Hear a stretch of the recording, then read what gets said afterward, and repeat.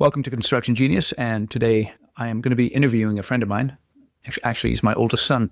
His name's Isaac Anderton, and he is a student in college, and he also is working in the construction industry. So you're going to learn from someone who is new to the construction industry, but aspires to build a career in construction about what that journey is like. And I think you'll get some insights in the conversation about who to look for when you're hiring people into your organization, particularly if they're young.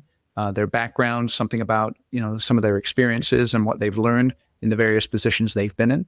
So I know I've enjoyed this conversation very much, but I got my dad goggles on, so you got to be merciful to me. And I think you'll enjoy the conversation a lot as well. You can check out Isaac on LinkedIn. I'll put the links in the show notes to his LinkedIn profile. And let's dive right into the interview. This is Eric Anderton, and you're listening to Construction Genius, a leadership masterclass. Thomas Edison said that genius is 1% inspiration and 99% perspiration. If you're a construction leader, you know all about the perspiration, and this show is all about the 1% inspiration that you can add to your hard work to help you to improve your leadership.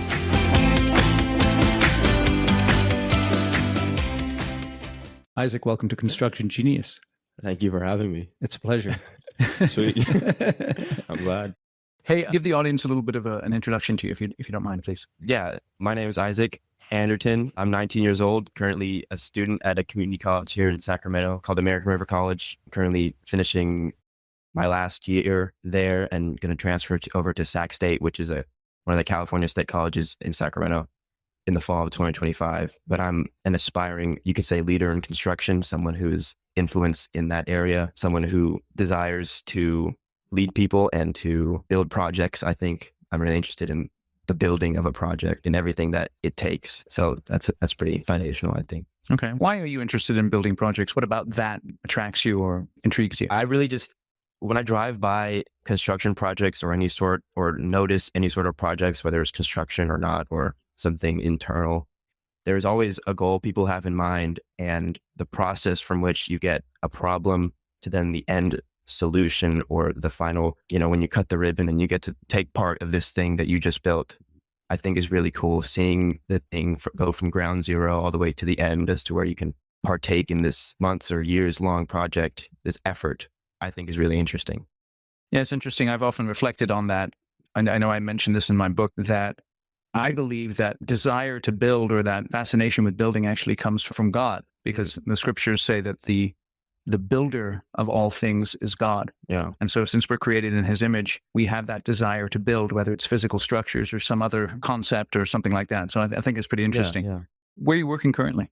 So I currently work at a fence company here in Sacramento called Crusader Fence. We do work all over California and even into Nevada now, but I'm a estimator. Started off as a project management assistant, basically the bus boy for all the project managers. So I would just run around and do whatever needed to be done, doing all the brunt work, the deliveries, the getting material to projects when it needed to be done, checking sites out before we went over there. But now I'm sort of lean into the estimator role, where I manage our quotes that come in, put them on a list, keep that organized, and estimate my own jobs, work with customers, work with our design team, our automation team, and then directly with the project managers as I hand over estimates for them to run. How effective is your handoff process between estimating and project management? Because I know that's one place where a lot of construction companies have challenges. Yeah, there's definitely been improvement with me, and I can see definitely improvement still needing to happen. But I think the key thing in my mind and the key thing in my experience has been communication. It's been, as I go through the estimating process from beginning to end, making sure that I keep a running list of the notes that I have, the ideas I have, why I'm doing things, the reason I price out something a certain way. Because then when it gets to the project manager, they have this sort of layout from someone who's been looking at the project for however long, and they can really be confident that they know what's going to happen. They're not going to run into any hiccups. The project's going to be smooth. We're going to, in the end, provide the customer with true value, and it'll be a smooth process. Is that a formal process that you guys have, or is it something informal? I think it's being more formalized as we all come to the realization that we do need something like that.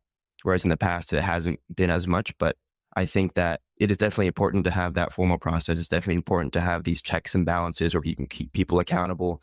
You can keep people so that you can trust them. So you can know that, yes, they have gone through, they've done their due diligence, right? They've done everything they've needed to do to make sure that this transition over to their project manager is a smooth one. Now, you've worked at Crusader Fence for how long? About a year and some change now. Okay, so it's a commercial fencing company. Yeah. Where did you work in any other construction jobs before that? I did. So for maybe my first 2 years of high school, I painted houses here in Sacramento. Worked with a company called Finchco. Shout out Finchco. Yeah, Jet's pretty cool. Yeah, if you need a quote on a residential paint job in the 95826, 95825 area, is that basically where Finchco, baby. Check it out. Go ahead. Excuse me. But yeah, that was cool. I remember just being in high school, riding my bikes to projects around the neighborhood, asking my mom for a ride, being there pretty early, 6 o'clock, 7 o'clock in the morning. I remember one time I was only could be dropped off really early, so I had to like walk around the neighborhood for a while, and that was kind of weird. That was kind of a sketchy neighborhood, right? Yeah. Down in South Sac, a little sketchy. Right on. Okay. So yeah, that was fun. I mean, I learned painting is really satisfying for me. Why? It's just a satisfying thing to put paint on walls. I think you get to see something be bland and turn into a cool color. Quick reminder that the easiest way for construction professionals to stop micromanaging and lead with confidence is to take my course, The Shift. The Shift is all about helping you to change from being a micromanaging leader to someone who develops teams that are empowered to execute projects at the highest possible level. You go to theshift.constructiongenius.com, you read all about the course, you read the testimonials, you learn more about the 5 modules and the 2.5 hours of training that is included and all of the bonuses, and then take the course because it will change the way that you lead.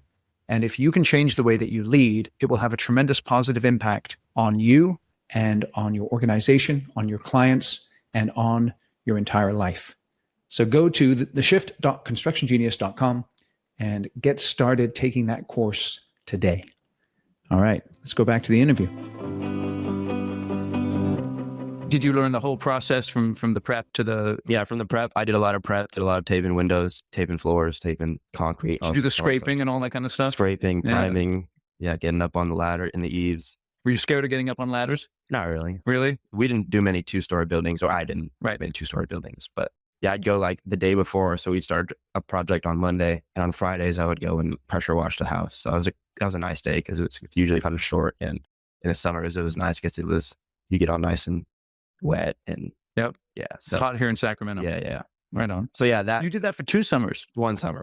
That's right. Yeah. Okay. Yeah. So that having to ride your bike and show up on time and find a way to be there, no matter how far the project was, or no matter how tired you are, no matter how strenuous the bike ride was, I think was really key in developing the mindset I have now and developing that show up mindset kind of no matter what. So do you think that's something that you had? Because you use the word developed. Is that something that's innate in you or something that's been developed over time? Or what do you think? Well, I think a mindset like that for most people is not innate because we are mostly lazy people. You mostly just want to stay home all day. Yeah, right. So I think it has to be developed in some sort of way. To some people, it comes easier than others. But yeah, I mean, I was homeschooled my whole life. So I think that had a part to play in it as well.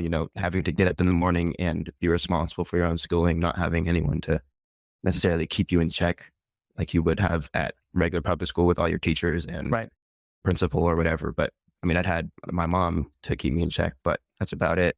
And even she was busy with my younger siblings, teaching them. And so that sort of helped me too, as I got to that point. It's like, I have something I need to get done, so we're going to get it done. Yeah. What about because I know you played sports and stuff in before high school and in high school, any impact of that? Sports played a big impact on me. I think especially in baseball, learning how to fail. They call it the game of failure for reasons because you fail all the time. And especially, I could say in my career, I failed a lot, and we've had a lot of moments about that. Yeah, not living up to my own expectations. But yeah, I mean, shout out to Bradshaw Christian as well. A lot of success there, and I know that was fun for you being there, even though it was a challenging time. Yeah, right? Yeah. I got to be a part of a state championship team. Maybe not a big part. Well, I've had a good time. That's right. Cool memories. Right on. So yeah, learning to fail, learning to be a teammate, learning to be a leader, lead by example, by attitude, by the work you put in practice. Right. No matter what the result is, right? It's good, honest work. It's like you show up and you work hard and you do your best and you strive to make your team better. Right. Right on. It's not all about you. It's a team sport as well. Right on. Right on. So then after working the painting job, what was your next job? After that, I worked at Trader Joe's for about 2 years, like my junior and senior year in high school. What was the logic behind that? Because, obviously, you're into construction now. Was there a particular logic behind Trader Joe's? I think just a cool fill-in. I just needed a job, needed to work full-time. Yep. Something that I could do, or not full-time, but something I could do on the weekends. Right. As I had time, because I was playing sports. I had time on the weekends to work. I wanted to continue to work and provide for whatever I needed. But yeah, I had a good time there. What did you learn there? Anything that you've learned at Trader Joe's that you took with you to into construction? Definitely customer service and care for people. Right. I think because you meet all sorts of characters at working at a grocery store, and especially Trader Joe's, you meet interesting people. Yes, you do. Interesting coworkers, and learning how to navigate that and how to be friends to everyone. Be friendly, meet them where they're at. Right on. Which I'm still learning now, but being kind and not turning a blind eye to whoever it is, no matter what they think or believe. Right. But yeah, I think customer service, being organized, whether it's like doing the mundane jobs of sweeping or facing or going out there, getting the carts, dealing with customers or unhappy coworkers. I was bagging a lot, so having conversations with people, right on, being that sort of someone they can talk to in their day, I think. Interesting. So after Trader Joe's, what was your next stop? Next stop. So I had the goal initially before going to college to be an electrician because I didn't really want to go to school. Right. So I applied for an internship at Royal Electric.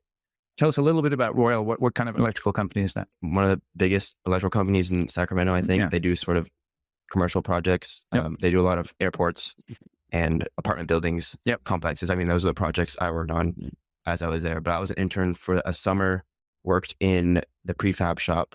So I was building electrical boxes, stub racks, putting together conduit, bending pipe, cutting pipe, threading pipe, stuff like that. What was that like?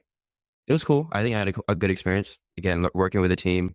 I think I really learned how to ask questions there. I mean, you have a certain limited amount of material and you can't waste the material. So asking questions is really important to make sure that you get it right the first time. And I think that taught me to not be afraid to ask questions, not be afraid to ask for clarification, because it's like, who cares? Like everyone had to start from not like 0.0. Everyone had to start from not knowing anything. And the way you move up there is asking questions, humbling yourself and saying, I don't know. That's good. Hey, quick break here, just to talk about my book, Construction Genius, Effective, Hands-On, Practical, Simple, No BS, Leadership, Strategy, Sales, and Marketing Advice for Construction Leaders. Go and check out all of the reviews on Amazon. I have not paid for any of those reviews. I have not told people what to write. They have written what they have written. And I think it's really interesting, the different insights and perspectives that people bring to the table about what they get out of the book. I know that this book will be tremendously helpful to every single person who listens to this podcast. So I want you to go out to Amazon and buy a copy for yourself right now. It's $20, so it's a killer deal for a paperback. And I promise you that you will get at least one idea that will be worth tens of thousands of dollars to you if you use and apply it. So go out to Amazon. There's a link in the show notes. Buy the book. Buy a book for all the people in your organization who are in leadership. If you buy more than 10, contact me, and I'll give you a special bonus offer of some leadership training for the group of leaders that you have for an hour via Zoom, as well as a Q&A about the book. It's a great deal. I know you'll enjoy it. All right, back to the conversation with Isaac. You went from there to Crusader? Yeah, so then I went from there and I applied at Crusader Fence, got an interview, and then started working as assisting with the project manager stuff. Yeah. It's always funny when you say assistant to the project manager. It reminds me of The Office, right? Because, like Dwight would always say that he was the assistant regional manager. And then the dude would say, no, assistant to the regional manager. I wasn't. I was, just the dude that ran around for everyone. Yeah, right on. Right on. So as you were looking at 2 years into your college experience and you're going to start going to Sac State where they have that construction management program, what's your long-term goal when it comes to the construction industry, at least at the moment? I mean, you're 2 years in, and it's interesting because sometimes, people start in a particular path in terms of college and they go another way. Are you still pretty much set on construction is the way you want to go at the moment? Yeah, I think so. Ever since I think I decided to go to college, decided to open up my options, I think, and start working and You never know where a degree could take you, although it's like not necessarily necessary. Right. But yeah, so I decided to go to college, and I think that construction was a pretty general thing, and it was a thing that definitely has potential in the future that has, you can apply it to any sort of, especially the management part, the people management, the knowledge of how to run a project can be applied to any sort of industry. So I think it's pretty applicable in that sense. So yeah, I think that's why. Right on. What are you learning? Because you mentioned earlier that you aspire to not only work in construction, but also aspire to lead. As you're observing people who lead in your company, and as you yourself get whatever opportunities you do to step into a leadership role, what kind of things are you noticing or learning about leadership? I think the key for leadership is being in there with the people you're leading. It's not just commanding. You're not a commander, you're a leader. You're someone who goes and just puts on display what you want from your people. Right. You show them how to do it. You're the example of someone who has done it or is doing it. Right. Whatever you're leading them in, whether it's in the project, you're getting down, you're doing the mundane stuff, you're doing the stuff that no one wants to do, so that people can look at you and aspire to also do that. And then when they're given the task, I think then they're like, the one leading me is doing it, so I could do it as well. Right. How do you handle, as you're learning, how do you handle failure? What do you see as the ways of going through the process when you make a mistake or something doesn't go right on a project that you're working on? Yeah, I have a pretty simple and straightforward mindset to it, whereas it's like, I kind of just think, oh, well, and move on, right? Right. You would tell me in sports just to brush it off. Yeah, right. It just like, it's gone. It's like, it's over and done with. No, I can't do much about it now. Yep. I can apologize and say I won't do it again, but that's about it. The only thing you can do is move on to the next one and don't do it again. Right on, right on. Do your best to not do it again. What's your view on, are there different types of construction that you want to get into eventually? Is it something that you've given much thought to? Or I know sometimes when people get into a construction management program, they get opportunities for different internships and stuff like that. How are you looking at that as you go forward?